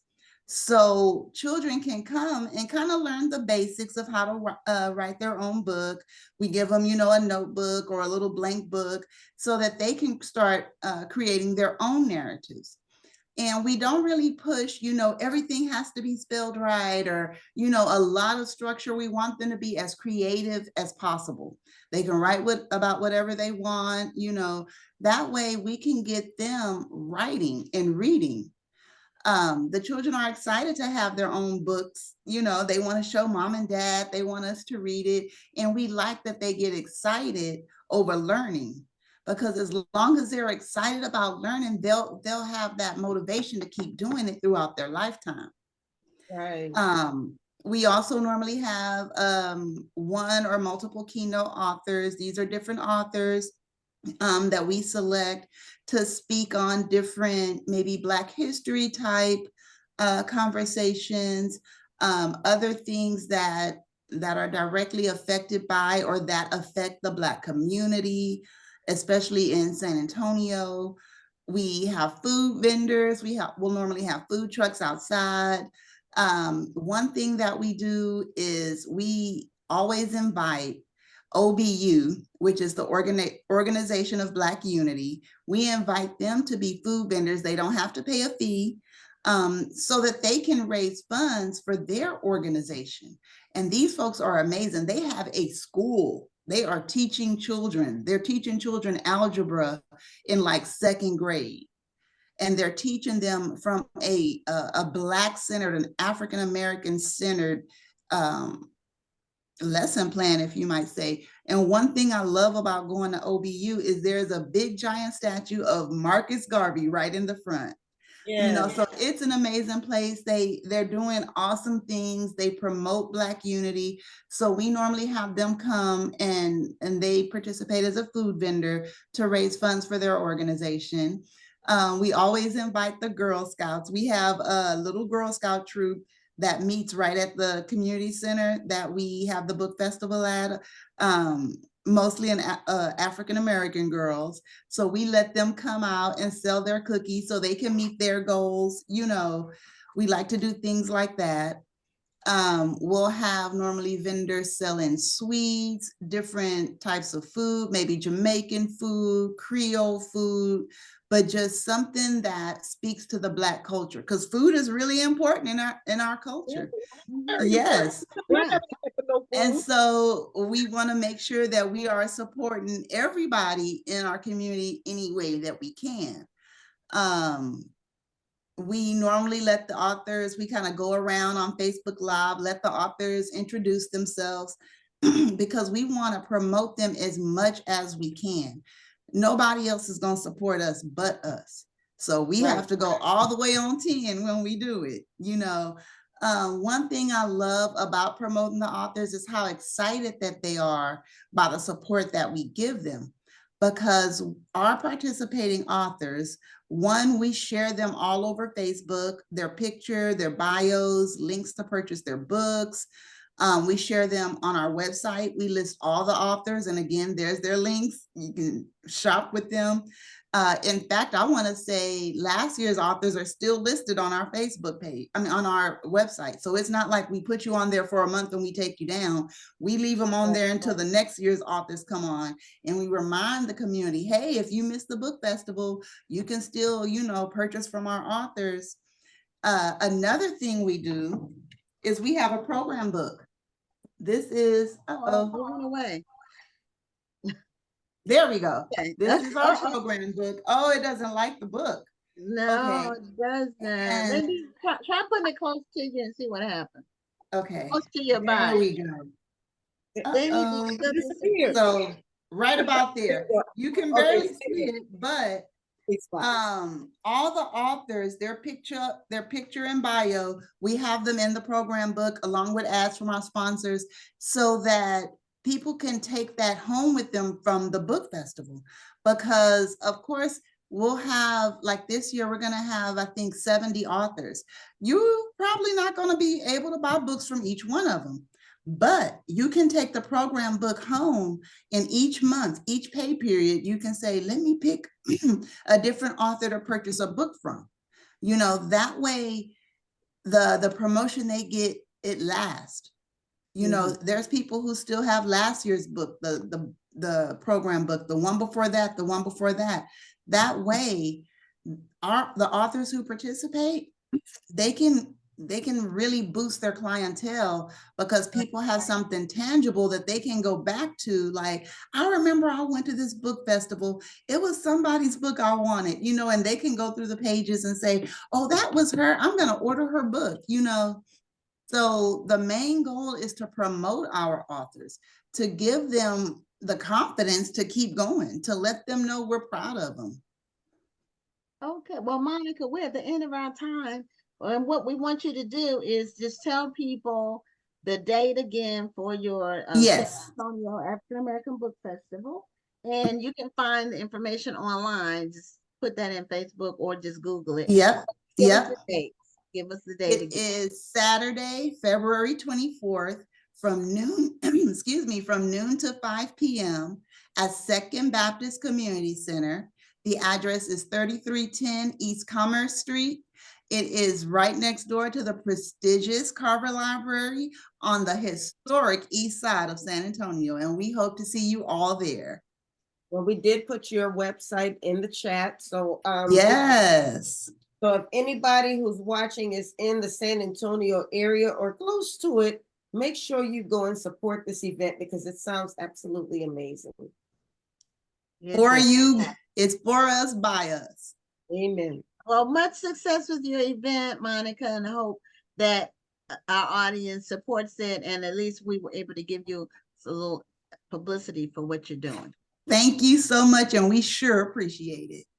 Okay, Right. have a great night. What you're doing. Thank you.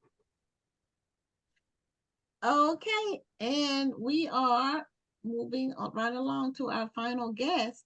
Did someone win the book? Rhonda, were you able to see if we had a winner for the book? Did not see anybody win the book. Let me go back and look. Okay, No, meanwhile, anybody guess? okay, well, if no one guessed it, then no one can win it. You have to win it. You have to guess it to win. Okay, so we are moving right along to our final guest. Oh, I think Lydia did. Well, no, Lydia and Curtis, and I can't tell who did it first. So Let me scroll check back it out.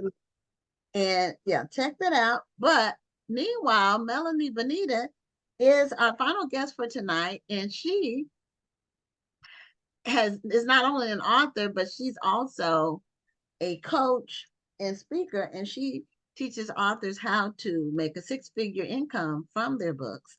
And so, Melanie, welcome to Black Authors Matter TV. Thank you so much for having me. I'm so excited to be here. Hey Melanie, I need six figures from my books. So come on, let's get to it, girl. I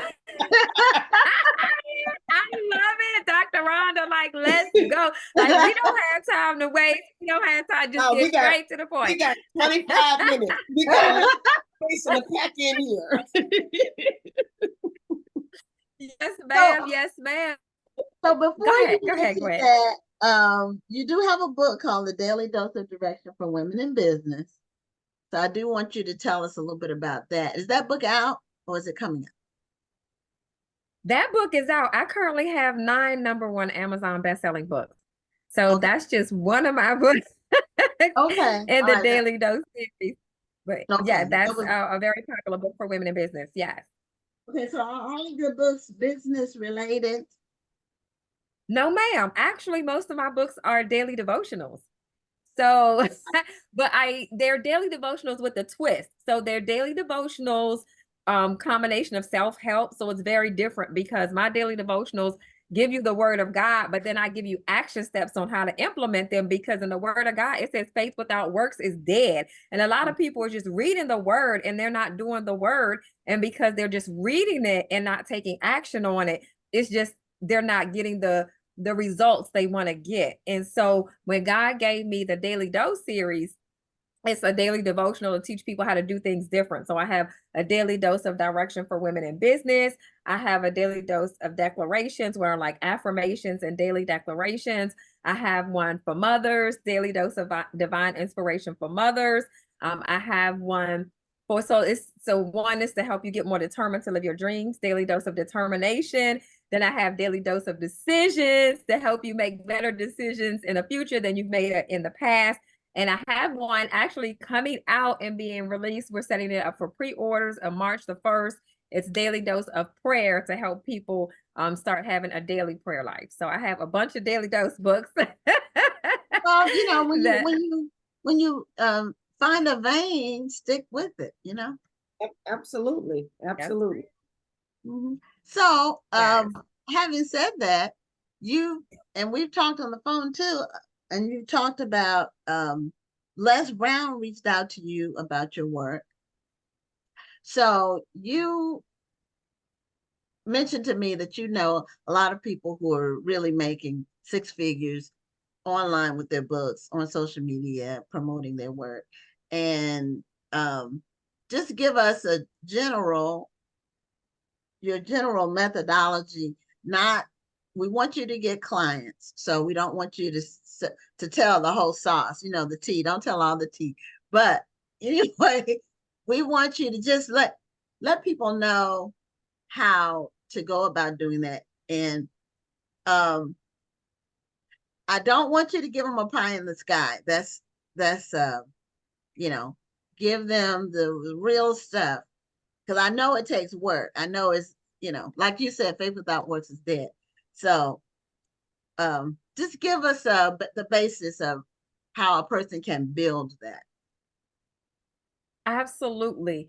Well, one of the things I do is I help the authors learn how to turn their book into a business. And so you don't have to just have the book.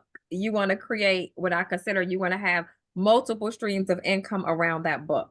So I teach authors how to create streams of income around their book and turn it into a business so that you're not just relying on that book. And the next thing is I teach creative ways how to really create more income from your book. So people shouldn't just be selling one book. I teach you how to sell multiple books at multiple times and selling your books in bulk, selling your books to government agencies, selling your books to book clubs, selling your books so that you're not saying, oh, I'm going to an event and I'm selling one book at a time. No, when you go to an event, you meet with one person, you should be selling multiple books to one person. So I teach just so many different strategies on how to create multiple streams of income around your book, how to sell more books in bulk, and really how to make this thing a business and not just a book.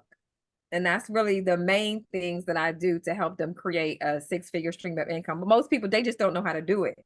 So that was going to be my question, because you see a lot of authors who will say, okay, I'm going to teach people how to write books, or I'm going to promote on social media, or I'm going to try to market myself as a speaker. But if nobody knows about these things, then it's like not having it.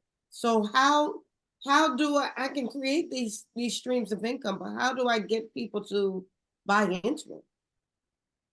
Marketing strategies. So in my academy, I teach the marketing strategies. So after I teach you how to create these streams of income, then I also not only teach you the marketing strategies, but I teach you how to get out there. Like I was talking to Gwen about even social media. Social media is a big part of it. In 2024, there should be no reason why people are broke. There are 10, 15-year-old kids that are making money on YouTube and TikTok and Facebook. And it's just like, they're 15. They haven't even finished high school, you know? And so it's like 30 years ago, and we thinking about like Les Brown and the great Dr. Willie Jolly and people like that, when they were getting speaking engagements, they had to make calls, they had to knock on doors, they had to do it the hard way. You know, when I remember when people were promoting for concerts, I don't know if you remember the James Brown movie. I mean, he was relentless. He did what he needed to do to make it happen. And to me, authors are lazy now. It's like, you want to make money from your book, but you're not even bougie. Bougie, lazy, you can call it what you We wrote the book. We are good. We got our platform. Y'all need to be coming to me. I don't need. That's what they tell me. Anything. Y'all. No, I tell authors, you've heard, if you build it, they will come. No, they ain't coming. You have to promote it. You can't just have the book and think it's gonna promote itself. It doesn't. It doesn't work. Okay, I'm coming to San Antonio. I'm coming to Houston. I'm coming to the DMV. They need to know I'm here. Those promoters should be promoting me. I don't need to tell nobody I'm coming. Y'all, that's your job. No, but you're right. And they think, oh, if I posted it right, oh, I posted my book one time. These authors now, they don't even have book release events anymore. They don't. Right. I'm like, what are you doing? What do you mean you're not having it? I mean, they just think, if I just post it, you have a whole 200 followers and you post your book and you think, oh, well, my publisher put it on Amazon and I know people on Amazon are buying it. Why would they buy it when people are paying for Amazon ads? People are paying for Facebook ads. They're paying for, I mean, it's so many marketing strategies. I mean, you could literally sell books out the trunk of your car every single day if you were determined to go do it. And like I said, just a lot of people are complacent. And just like you said, they just think everybody should come to them. And it's like, no, we have to have a different mindset. And we have to say, you know what? I'm going to set a daily goal and I'm not going to stop until I reach this daily goal. I have a daily goal of how many books I'm going to sell, how many speaking engagements I'm going to get, how many book signings. You don't have to wait and it's great. I love the National Black Authors, the expo that you're having in Houston but you don't have to wait till October to sell your books. You don't have to wait till every year. Maybe that's what happens. People wait and think they're going to sell all their books at the festival. And I tell them, look, the festival, it's about the contacts that you're going to make. Because you'll sell books, but the contacts that you make are priceless. You'll never be able to see all these different people and from all of these parts of the literary world in one place where you can touch and feel and talk to them and ask them questions. Never. The connections you'll make will be priceless. I will tell you this, you're talking about connections, Gwen. I don't make a lot of money during that weekend. I have a few people who come to my table and buy books. But on the back end, I have people who sign up for my Black History Month event. I have people who will sign up to be on my show.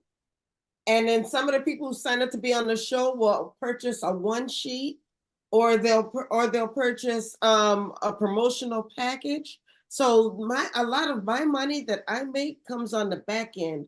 But I think what happens, especially when you're a new and upcoming author, you think that the money is supposed to come now. Right. They don't value one day. Right. They don't value the connection. But you're right. No, right. That's good, because I do that. So I go from event to event. So I may meet somebody at one event and I literally will get 3 or 4 other events because I'm having a conversation with them. And they're telling me, oh, we're doing this, or can you come speak at my church? Or do you speak at churches? Like I do before COVID, I do book signings at military bases. That's one of the things I teach also. Because again, you can go every week if you want to. You could go during the week if you don't work a job. I've been a full-time author, speaker, and coach for over 7 years, almost 8 years now. And so when I have time during the week, I will go to the military bases and sell my books. At the military bases, I meet so many people. I get so many speaking engagements. I get so many opportunities. But again, even at that, I don't wait till the opportunities. There's so many places you can go, and I'm not going to share that secret, because I teach it in my academy. But I teach them how to go find different events and how to pitch the people on, how can you be a speaker at that event, or how can I literally sell my books at that event. There's events going on every weekend. It doesn't have to be a big authors expo to sell your books at. It could be a women's conference. It could be anything. And so I'm like, I contacted a bookstore today, and she's gonna have my authors put their bookstores in tomorrow. I contact bookstores almost every week. It's just so many things we can do to sell these books and become a six-figure author and get them out there. Okay, so what, JK, you want to be the next JK Rollins? Can you do it if you get out there enough? Absolutely. But we have to get out there, and we can't sit back and wait. We have to take it by force, take action, and say, you know what? I'm going to make this amount of contacts this week. I'm going to contact this many libraries. I'm going to contact this many book clubs. I'm going to contact, there's so many people you could contact, and they're looking for books to buy. The government is looking for, the prison systems are looking for, they will buy thousands of books at a time. The schools are looking for your books. There's no reason why an author should be broke. It's a little known secret that you touched on. When you're talking about looking for events and festivals, things like that, I think another mistake that we as authors make is thinking that we can only sign up for book festivals. But there are music festivals, and I've gone to so many music festivals where there are very few authors selling their books. So that's a little competition that you have. You have hardly any competition by signing up and selling your book at a music festival. Or women's conferences are a good place too. Yeah. Well, because 75% of book buyers are females. Right. But no, here's a funny thing. Let's say you like the strip clubs and stuff like that. If you sell erotica, who's in the mood to read your book? The people at the strip club. So why not go there and sell your book? I don't know I wouldn't know, but anyway. I said erotica. They probably wouldn't be buying my book. Yeah, I know. I just say I've only been to a strip club twice, and that was both times. The first time it was by mistake. You been to the strip club? It was by mistake. I didn't realize it was a strip club.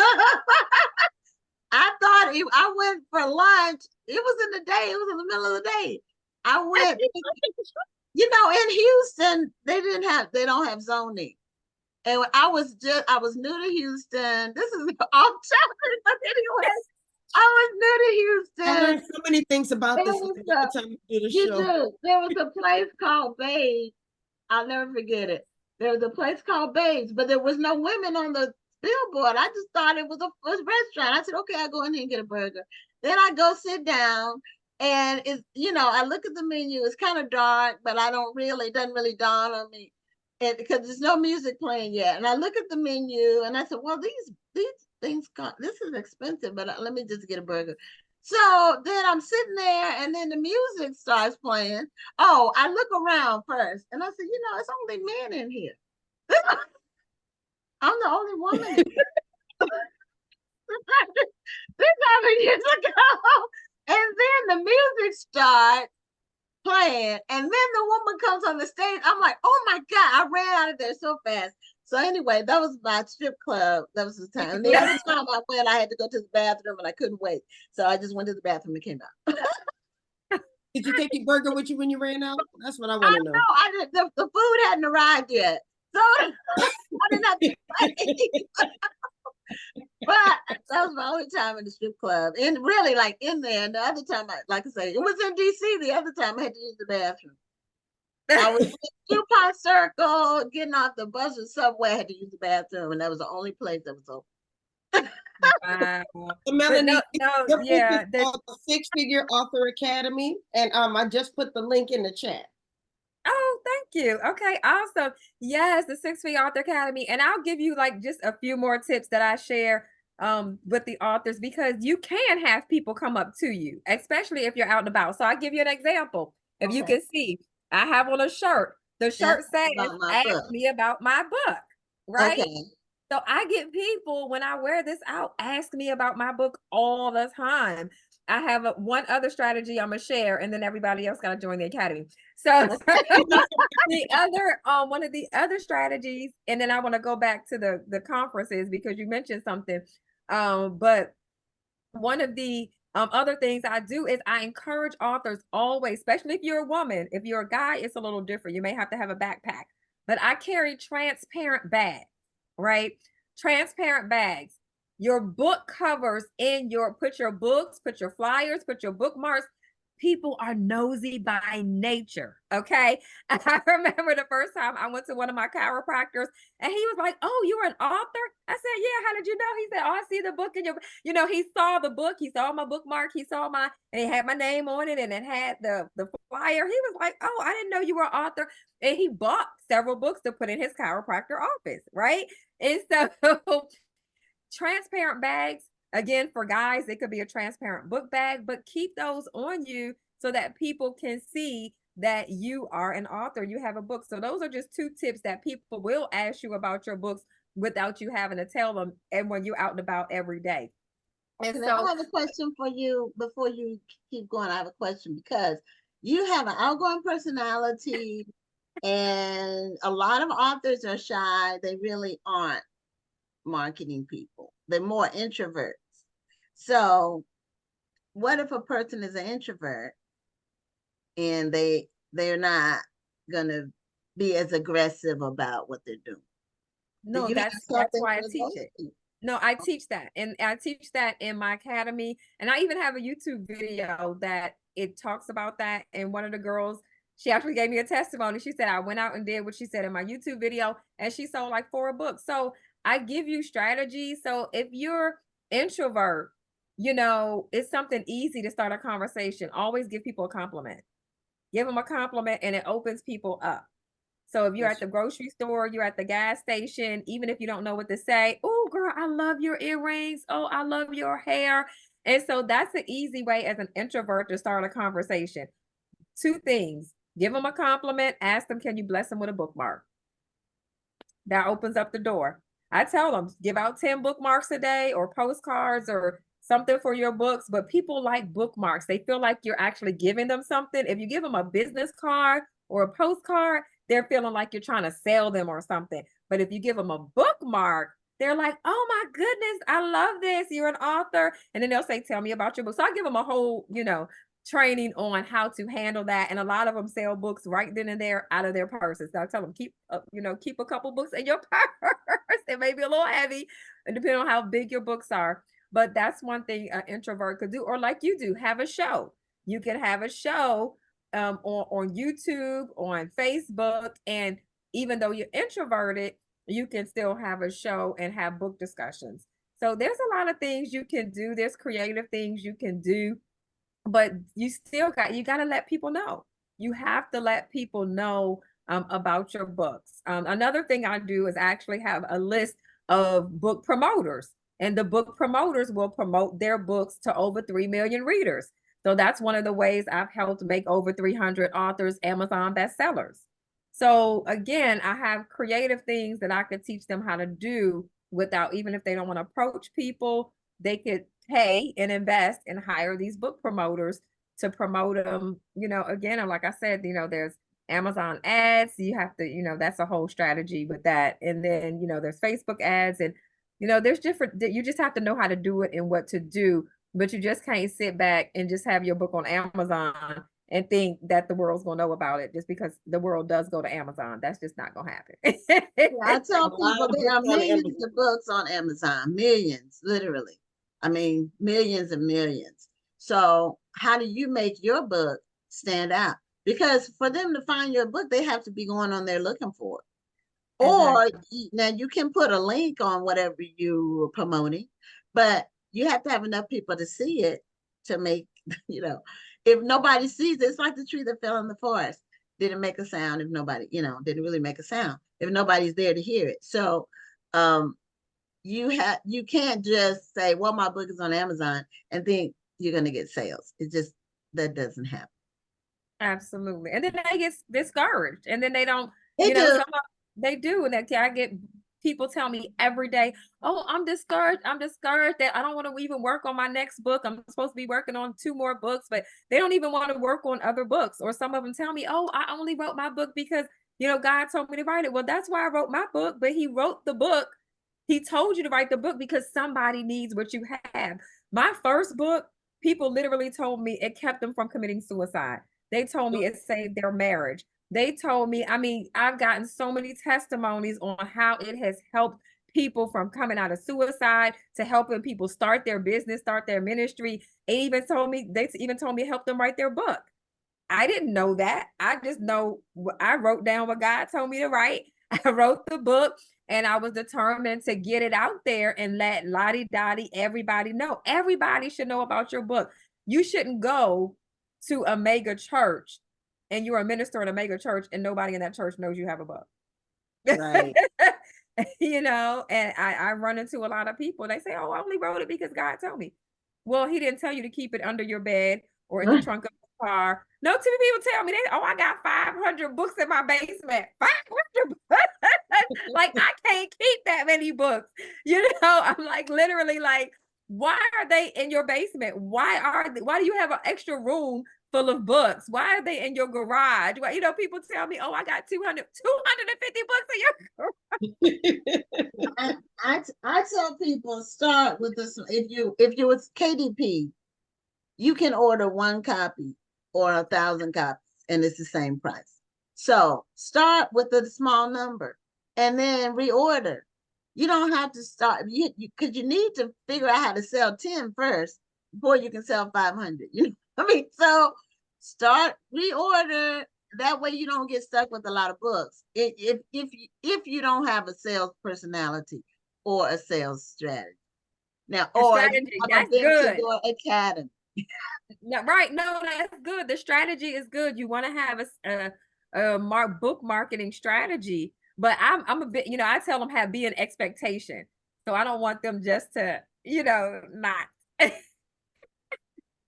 sell the book. I agree. You can be an expectation, but you can still order smaller quantities and then keep ordering. Right. And, you don't have to invest it all up front. Right. Because some people, they can't really afford to have 500 books in their garage. Right. They really hadn't planned on collecting them. I don't really want 500 books in my garage. So, start small and keep it going. Well, Melanie, this has been an eye-opener, and we're going to be talking later on as well. So let people know how they can become part of your academy and how they can be in touch with you. If Absolutely. they set the world on fire with their books and have a 6-figure income. Absolutely. Thank you. I love she said set the world on fire. Yeah. I love it. Yes, you can go to sixfigureauthoracademy.com. And you don't want to wait. You don't want to procrastinate. You want to, and that's the other thing I found. A lot of authors they wait. And my prices increased on January the 1st. And they're like, oh, wait a minute. They thought they were going to sign up no, don't keep waiting. People are waiting for your books. So they could contact me there. They could follow me on Instagram. They could definitely subscribe to my YouTube channel. You subscribe to my YouTube channel, and I do have a playlist on my YouTube channel where you can get some book marketing strategies on my YouTube channel. So those are places you can go if you say, okay, the $77 a month is not in my budget right now. It's $77 a month. If your book is $20, you sell 4 books, you're going to cover that. So, but we want to be proactive and not reactive, and you want to be prepared. So Instagram, Facebook, TikTok, everywhere social media except Snapchat, but anywhere social media is, you can definitely find me and connect with me. But you definitely want to go to 6-Figure Author Academy and invest in yourself. When you get your income tax return, don't go out and go shopping. Invest in yourself and learn how to make money from the book so you could get free from your job and you could become a six-figure author like me. Thank you for having me. Okay, it's been very entertaining and informative as well. And you're full of a bundle of energy. That's great. I love it. So especially, when it's at nighttime, sometimes people might get a little sleepy, but you woke them up with your message. Yep. Because it's 10 o'clock, you're in the bed. Yeah, it is. So thank you so much, Melanie, for being a guest on Black Authors Matter TV. Thank you for having me. I appreciate it. Bye-bye. Thank you. Okay, well, we are done for this week, and we appreciate you all for tuning in.